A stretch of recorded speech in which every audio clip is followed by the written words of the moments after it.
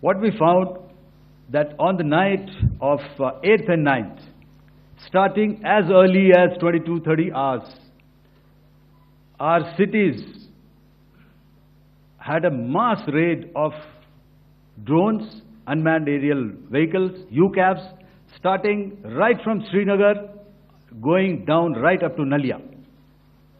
It was a mass raid in waves, and it was relentless.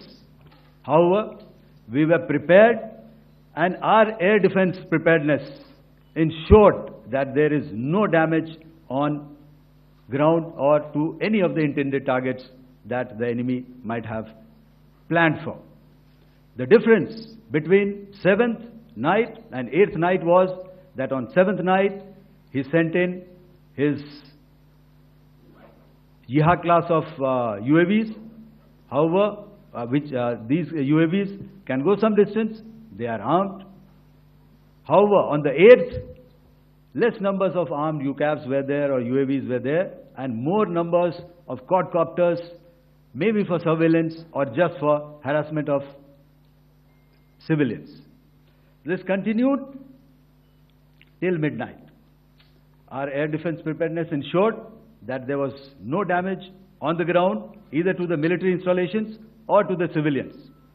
However, the enemy had yet again shown that he wanted to up the ante and he wanted a fight, and we were up to the task. In a measured and calibrated response, we once again targeted his military installations, which included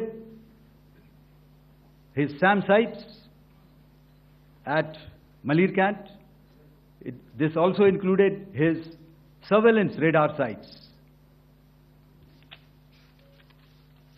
at Lahore and close to Gujranwala.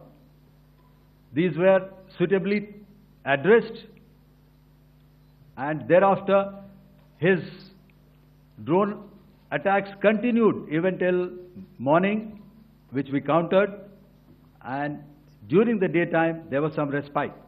Here I would like to bring out another aspect. What we found was that while the drone attacks were being launched from somewhere close to Lahore, enemy had allowed his civilian aircraft to also continue to fly out of Lahore.